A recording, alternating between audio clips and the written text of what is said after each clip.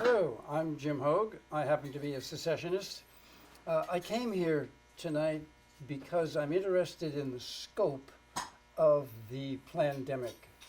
I think the scope of this plan is greater than the scope before the Vietnam War, greater than the scope of the murder of JFK, RFK, and Martin Luther King, and even greater, perhaps, than the 9/11 attacks, whose scope was huge because it meant the attack of several countries in the Middle East and the destruction of those countries, and it meant the plan for a new American century, and it also meant the whole idea that there are terrorists out there trying to destroy America, when it really gave free rein to the real terrorists who were trying to destroy America.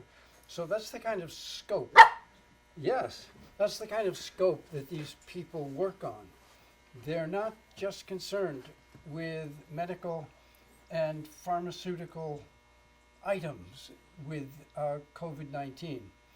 They have a worldwide scope this time, and it will affect everyone deeply, as it already has. So please be aware that this is not a medical question. This is a humongous worldwide war and political question. So with that, I will step aside because I know very little of the legal ramifications and what we can do legally, and that's why I have come, is to learn all about that. So that was Jim Hogue, who has the house at Pooh Corner, and he has done many, many interviews with whistleblowers. And he's an excellent historian on Vermont history, Ethan Allen. So we're thankful to be here, and we're very thankful that Rick Martin and Donna have come all the way across the country, because these times are so important that they're sharing their legal expertise and their methodology so that we, the people, can reclaim the rights that we need to right now to reclaim and to stand up for our humanity. So I'd like to introduce Rick Martin, and thank you so for much. coming so far. It's my pleasure to be here. This is a mission we all need to get involved with, and that's taking back America. One nation, under God, indivisible, with liberty and justice for all. So you are part of the Constitutional Law Group, and you have been traveling the country? That is correct. Tell us more. I left Texas. I got a phone call from Miss Rex that Bob Martin, no relation to me, Bob Martin, a 79-year-old Marine who owned a barber shop in Snohomish, Washington, was being forced to shut down and had no legal assistance. And I felt it was my duty to stand up for this 79-year-old Marine and go and stand against the tyranny that he was facing. I jumped in my automobile, traveled 38 hours straight to defend him against the tyranny that was going on in Seattle, Washington. Okay, so you are a lawyer. I am a constitutional lawyer. I am not a bar attorney, and I would never be a bar attorney. Care to explain the difference? Major difference. A lawyer is somebody that's learned in the law. I have over 30,000 hours of law study. I've been in the courtroom over 100 times. I've secured the release of over 1,000 people from jail or prison that were wrongly accused and their rights violated. And we were going, before the scamdemic came on the scene, we were going after child traffickers. Yes. That the amount of high-power people that have their fingerprints all in this is phenomenal. Yes, we were just taping a show and talking about how child trafficking is a currency, that once these so-called leaders break that moral barrier and they head up into that perversion, it just gets worse and worse. Absolutely, and it is a bigger problem than most people will realize. People that you would never think would be satanic are involved in a satanic cult, and that's what I've been here telling people for decades now. Most people have no clue of what's going on because this is so well hidden behind the scenes. Right, and Hollywood is. And Hollywood, Hollywood. politicians, judges. I've put several judges behind Yeah. prison walls. There's a lot of stuff that's going And- on that the American people have not been introduced to. And I can speak to having done some pro se, not some, as you say, pro persona, but work here. I can tell you I've had firsthand look at the sort of prostitution rings and the, Human the trafficking. changing of the records. I mean, there's a lot that's going on. This is why we don't have justice in our communities. The justice system is broke and corrupt, and it became broke and corrupt starting in 1909 with the introduction of the American Bar Association, which was established in Chicago, Illinois, and then spread through the United States like a cancer cell. I know for a fact that the Bar Association did not enter Texas until 1939. However, that's the corruption that we're dealing with. There's a book that was put out by Sidney Powell from Texas. She was the one that got General Flynn out of prison. And she wrote a book explaining what she's learned from the judicial system and how corrupt it is. Most people are unaware of it's a banking system, but we're not going to get into that now. Well, you wanted to speak about the difference between a bar attorney and a lawyer and a bar attorney, and something to do with that bar members pledged their allegiance to the Queen or something? The Bar Association, the bar stands for British Accredited Registry. They're all esquires for the Crown. They are the ones that have bastardized our judicial system. And they, if you read their, the Lawyers Guild of 1950, they admit to being communists. So I we can go there, but what I really want to encourage people to know is that Rick and also some of the people who are here, and to a certain extent, I'm an aspiring person who wants to encourage people to know they have the right to use the law, and that most of law is about contracting. So we have the right to use law, to create law. It's just that we have to step into it and take that authority. What government has done, actually the court system has done, is made, you have the right to contract. They use assumption and presumption, and that's a trap. And what you have to do when you go into a court system is you have to take away that presumption and assumption. And you have to, what we're facing right now is an Article 1 military tribunal, which is based on admiralty and maritime law. And that is not what we're offered in the Constitution. We're supposed to have a common law court that is based on an Article 3. And that's not what we're getting. What I've been teaching people for 3 decades now is how to take it out of the Article 1 and force into the Article 3. So when we take an action, when we initiate an action, we're asking for a certain jurisdiction in common law? Right. And we're going back to common law. And the way you have to do that is you have to assert yourself, because these are our public servants. And you have to go in there without fear, because the judge is going to be threatening at all times. He does not want to answer the questions. And as long as you continue to ask questions and not answer questions, they can never get you on contempt. Judge, and this is the way I will handle it, Judge, for clarification, I need to ask a few questions. Is that okay with you? They're automatically going to say yes. Are we in a court of record today? They have to answer these questions. Are we in a court of record? Is this an Article 1 or an Article 3? What type of jurisdiction are we in? You get them having to pull themselves out of the Article 1 and into the Article 3. Oh, thank you. Now the judge, he is supposed to be a non-biased party. That's the number one thing. He's not there to ask you questions. One of the things I have done in the past, when a judge starts asking me questions, I basically step back and say, excuse me, you're the judge, correct?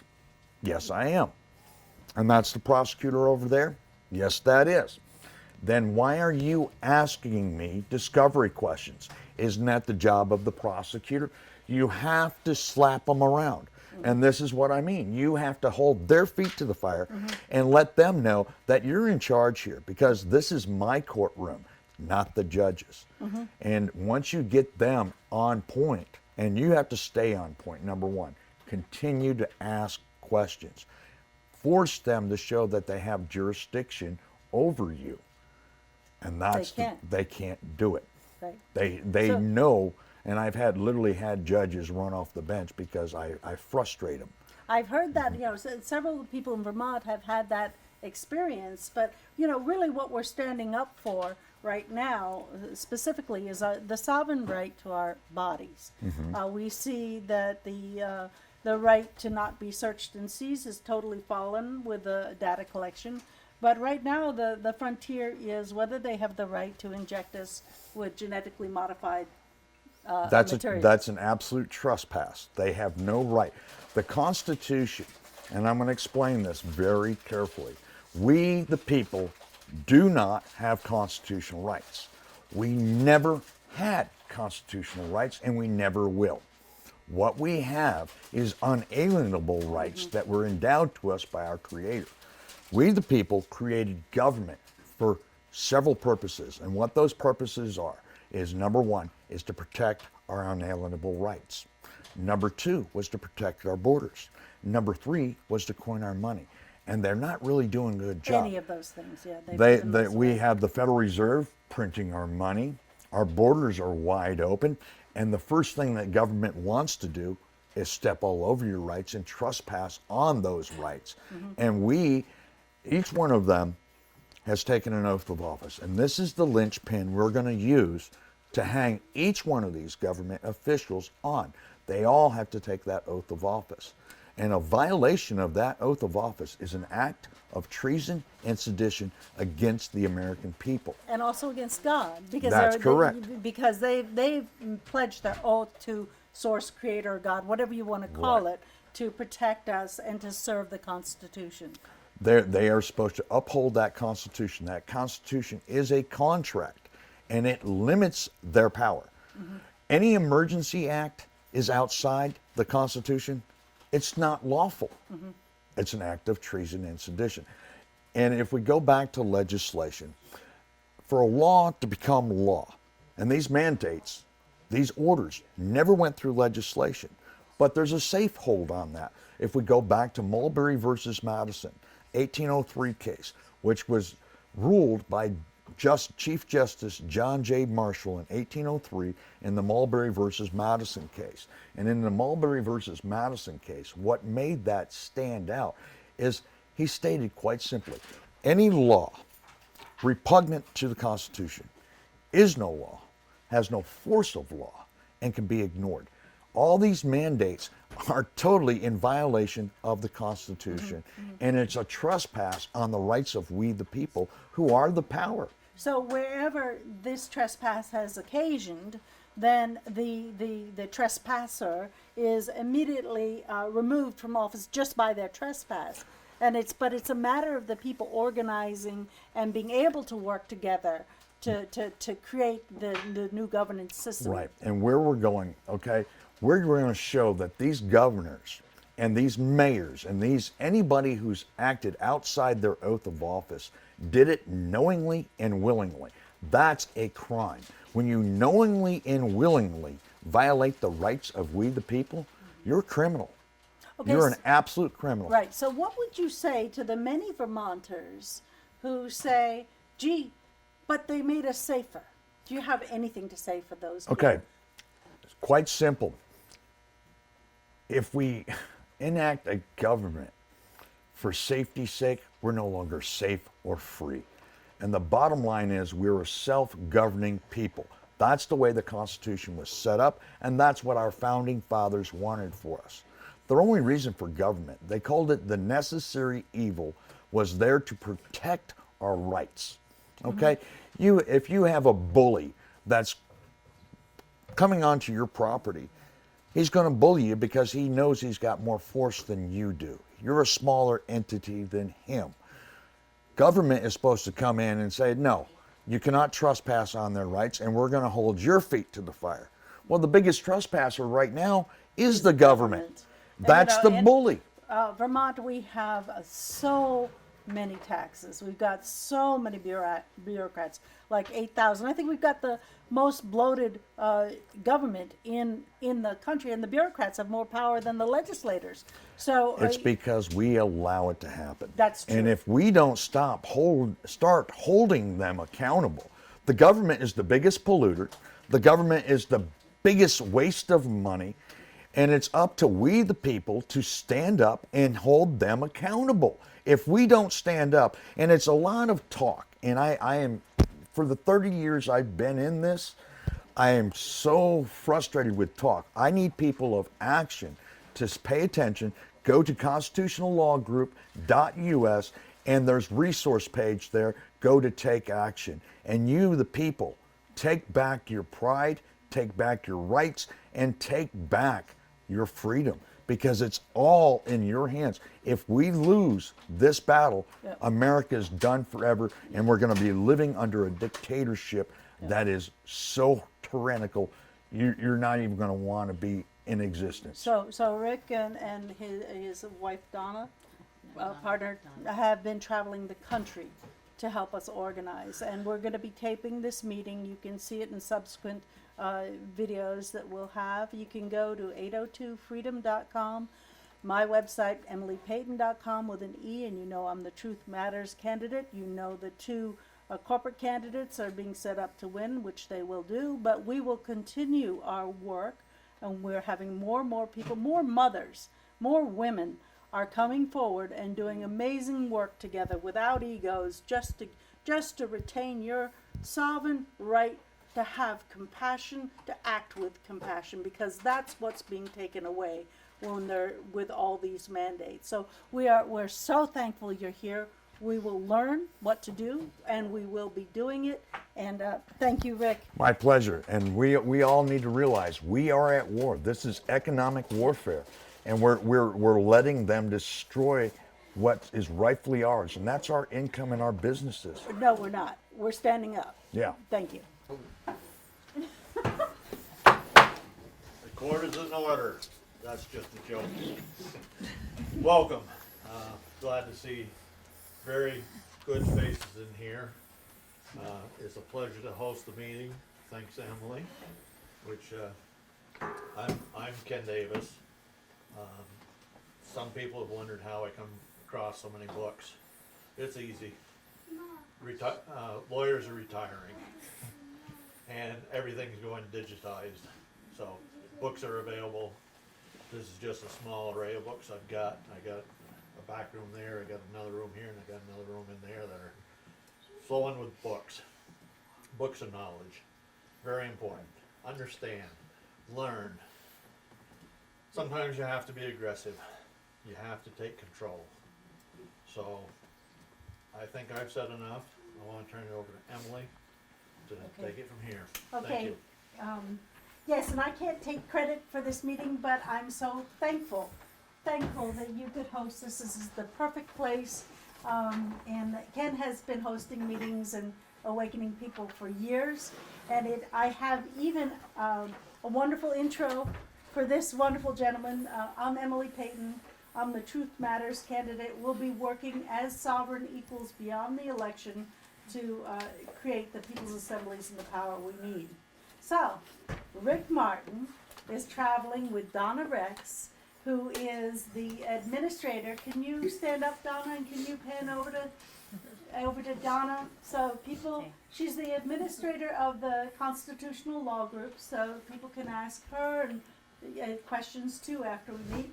And with Rick Martin, come on stand on this side, please, Rick. And Rick is a constitutional lawyer from Texas who was also in Vermont as a wee one, we hear. And he formed the Constitutional Law Group in 1996. That's correct. And this is a group, a growing group of like-minded people. And originally they saw the erosion of our rights, as we all have, and they banded together, teach one another the real law and real remedy. And what's really awesome is that you are a member of the bar and you can explain all that, but you are a lawyer. That is correct. That's so marvelous. And Rick had traveled 38 hours at the beginning of this pandemic from the state of Texas to defend Bob the Barber in Snohomish, Washington. That's close enough. He filed 42 mass tort claims against governors across the states, as well as tort claims against the CDC and Bill Gates. He has pledged his life and fortune to restore our republic and the rule of law as it was meant to be in the eyes of our founding fathers, and now our mothers are getting in the action. Please welcome. Have a hug. Absolutely. Thank you so Heart to much. heart. Thank you. I thank all you guys for being here, and it's a privilege to be here, and I'm glad that so many of you showed up. We are at the precipice right now, and many of you do realize what is at stake. If we lose this republic, we lose it forever. And what's coming at us is so gruesome and so terrifying that it's going to take us to be courageous and stand up against the tide of tyranny that is upon us. It's not too late. I'm going to say that right now. It is not too late. And those of you that are able to get on the internet, I'm going to ask you to go to the constitutionallawgroup.us. Once again, that's the constitutionallawgroup.us. Go to the resource page and then hit take action. There are so many forms and remedies to start going after these corrupt government officials that are acting outside their oath of office that we need to hold accountable. And I will show you in videos and in instructions on how to do this correctly. And we, the people, have to grow in numbers. Would you like me louder? Okay. Yes, louder. Okay. Where I'm going with this is we have to start educating one another with the correct remedy.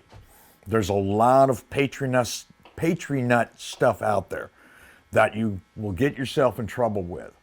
What I'm going with has been 100% successful, and it has gotten remedy. Judges have gone to prison, police officers have gone to prison, prosecutors have gone to prison with the remedies that I have. I've also, and my associate will say my nickname was the Judge Killer for a reason. Judges would run off the bench when they saw that I walked into the courtroom and would not come out until I left the courtroom.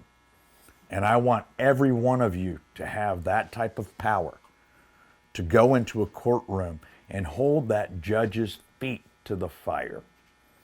And some of the things that you have to be focused on is courage. And God will give us that courage if we ask for it. And what I have done, just to give you some examples, and I would love for you guys to pick up on what I'm saying, is when we walk into a courtroom, it's automatically an Article 1 military tribunal that's based on admiralty and maritime law, law of the sea, not law of the land. In the Constitution, it's not about contract law, it's about common law. What is common law? It's been described as natural law, God's law. If I've done no harm, I've done no evil. And that's what we were guaranteed in our Constitution, is a common law court. And a judge is supposed to be an unbiased party. He's the referee. He is not supposed to be ordering you anything. He is not supposed to be asking you anything. His job is to be the referee in a dispute. I've gone into a courtroom, just as some examples. I've gone into a courtroom and I've heard, well, Mr. Martin, you're not a licensed attorney. I have to step back and say, Judge, very important thing here, is this a court of record? Make him answer it. Is this a court of record? Okay. It is? Okay. Do you, sir or ma'am, have a license to practice law? They'll usually say yes. Okay. You look over and say, Does the prosecutor have a license to practice law? They'll usually say, yes, I'm the prosecutor. Of course I have a license to practice law. And I will look at them and say, you know, I've been practicing law for over 30 years, and all of my time, there's only 2 states that have a license to practice law. That's Alaska and Hawaii. May I see yours? And they're going to pull out that bar membership card. And that bar membership card is not a license. They've now just perjured themselves on the record. The next question is, you've just perjured yourself on the record. Where do we go from here? You'll see judges run off the bench. You're always going to be asking questions. This is the best advice I can give anybody if they go into a courtroom. Never, ever answer a question. If you're going to answer a question, you answer it with a following question. Stay on point. Write your notes. Rehearse.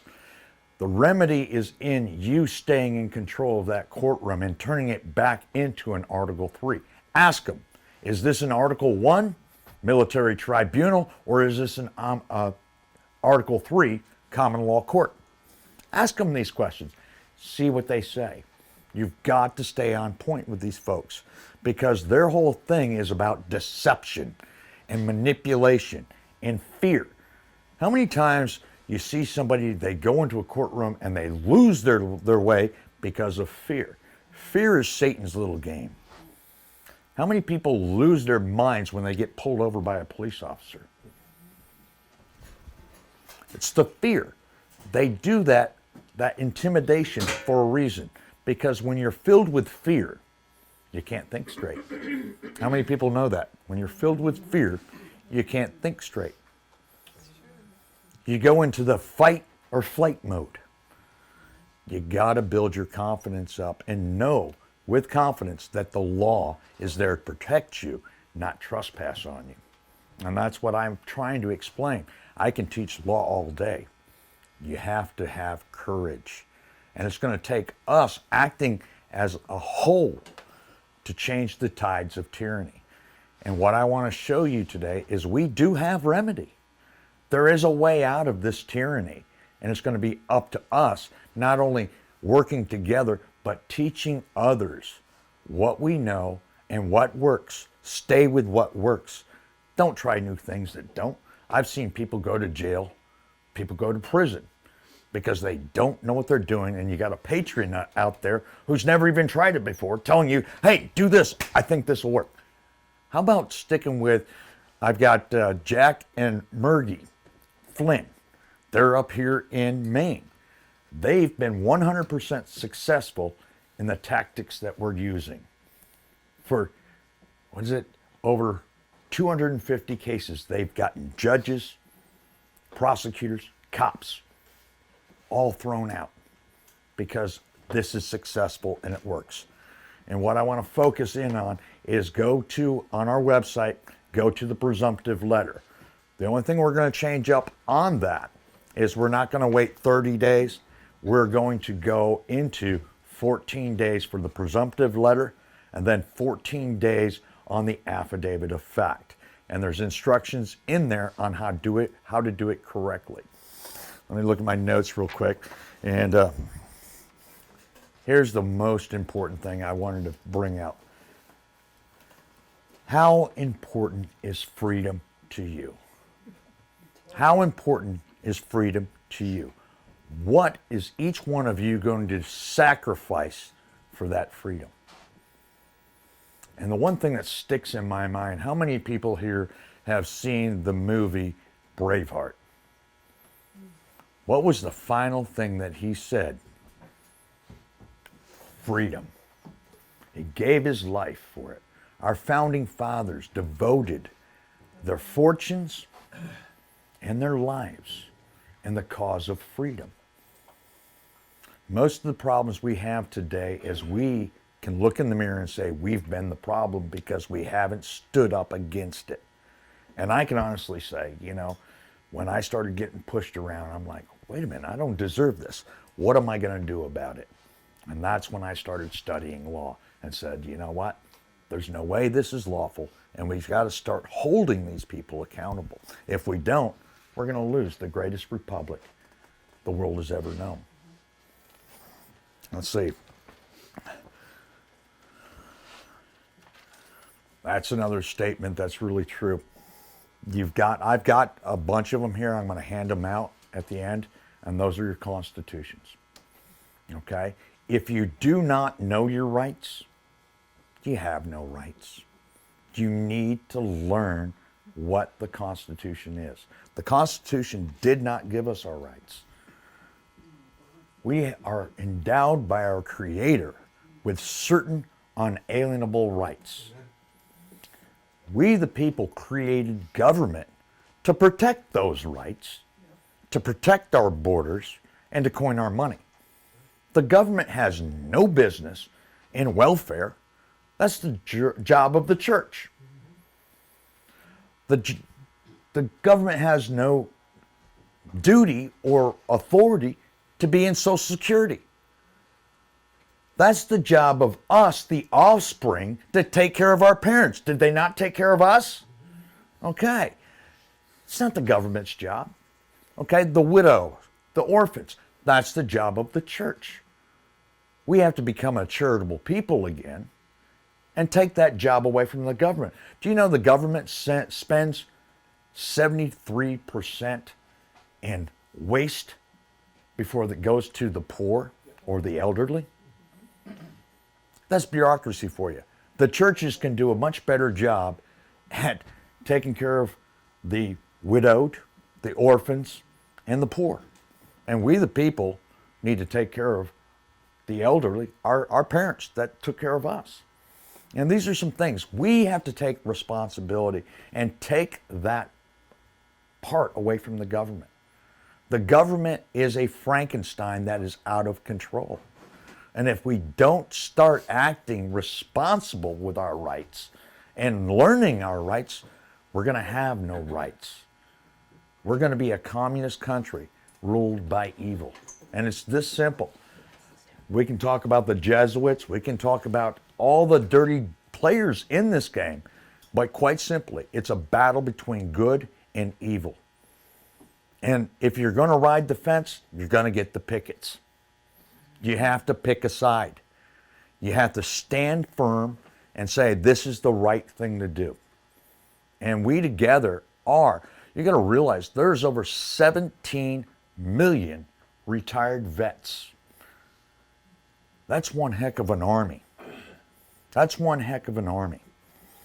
If we all come together, do you think the New World Order or the globalists really have a chance against a well-trained, well-informed army of 17 million, plus all of us that are here today?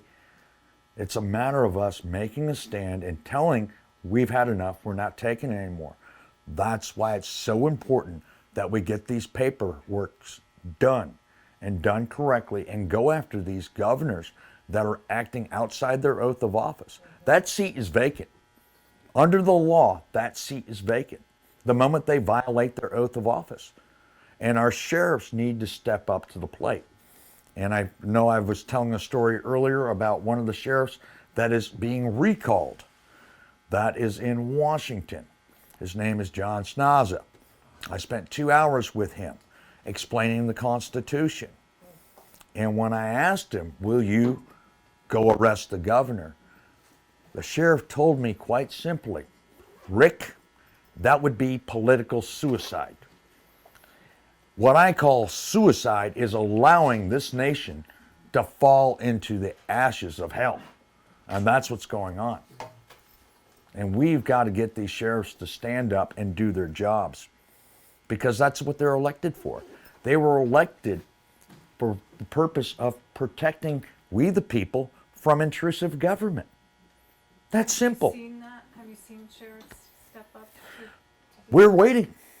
We're waiting. I have one sheriff right now that his name is Jerry Hatcher, and they took his guns away from him because he wouldn't follow the mandates, and they put false charges. They got his wife to make false statements, which she later recanted, but they won't give him back his guns. And I asked him, if I get your guns back, will you go arrest the governor? And he said, yes. And my attitude and our attitude is quite simple. We get one governor to fall, the rest should fall like dominoes. We just got to lead the way as a people on how to do it correctly. There's info about the sheriff. You want to tell them about uniting the sheriff? Okay.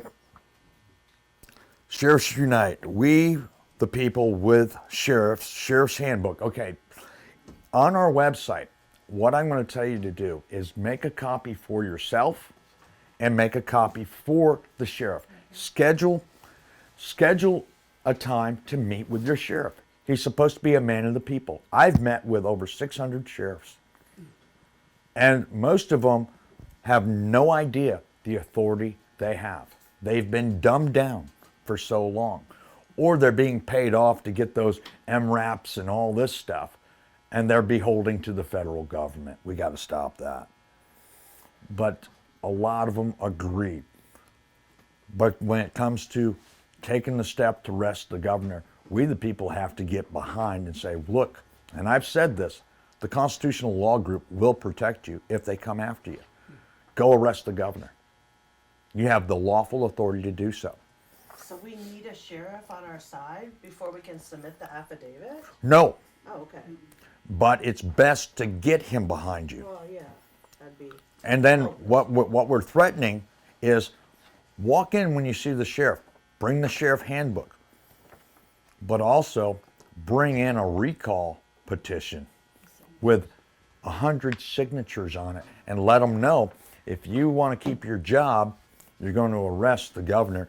Otherwise, we're going to submit this petition for recall and you're no longer going to be sheriff. Now, these governors are already after our sheriffs. They've been giving large pension funds if they retire early so they can appoint a new sheriff. So you got to realize they know what I'm up to. They've known for a while that sheriff can arrest them. So the ones that are hardcore, now we got Sheriff McLam. Yeah. He's already, when I explained how they can put together to keep Antifa and Black Lives Matter from burning their towns, I explained how they can do a posse comitatus. That means all of us in this room could be deputized by the sheriff. And we can go out there and we can protect our towns from these terrorists. And that's what they are, is terrorists. yeah. Black Lives Matter, we have the evidence that shows they're being paid by China. Antifa is being paid by George Soros. And we have the evidence, and I'll be happy to expose it. So these things are not, they're trying to create division with we the people. And we the people at the most crucial time don't need to be divided by race, color, religion. We need to come together as Americans. And we need to focus on what the problem is. The problem is government. That's simple. And we need to put government back in check. Every government official takes an oath of office. And as I said earlier, when you violate that oath of office, that's an act of treason and sedition against we the people. Mm-hmm. And I think the only way we're going to start making things happen, and I hate saying it this way, but I have a feeling we need to stretch a few necks. And that's cold-blooded, but bottom line is, they used to tar and feather judges. They used to. When a judge broke his oath of office, he was tarred and feathered. And we used to hang for treason. I think the last person that was hung for treason was right after World War II. But that's a statement. We need to put fear back into our politicians that you do not, repeat, do not violate that oath of office because there will be consequences. The problem is we as a society have become lazy. We don't know the law. We don't know the Constitution. And we don't know what our authority is. We automatically assume a cop that pulled me over is doing the right thing. It's not correct either. I have books right here. showing. What they did was road piracy. And if I have any former cops in here, I'll show you that. My brother was a state trooper. When I showed him that, he realized he was a road pirate. He never wrote another traffic ticket again. He went into traffic investigation as a state trooper. Left the state troopers, became a Texas Ranger. Now he's the U.S. Marshal that goes after the top 10 most wanted. So that Christmas, I gave him a bump in his career just by that simple education. That little simple education. I've had police officers that have been on the force for 20 years, or excuse me, 17 years, and they're 3 years from retirement. He was a sergeant, pulled me over. I pulled over into a parking lot, explained the law. We went and had coffee together. An hour later, when he got off service, he quit his job that day and said, "This is satanic. I can't do it anymore." 3 years from retirement. So the law is that powerful when you educate people. And you educate these police officers, politicians, on what their oath of office is, you'd be surprised. Because most of them are not bad people. Now let me tell you, there is evil in government. Oh, yeah, rights are violated. Okay,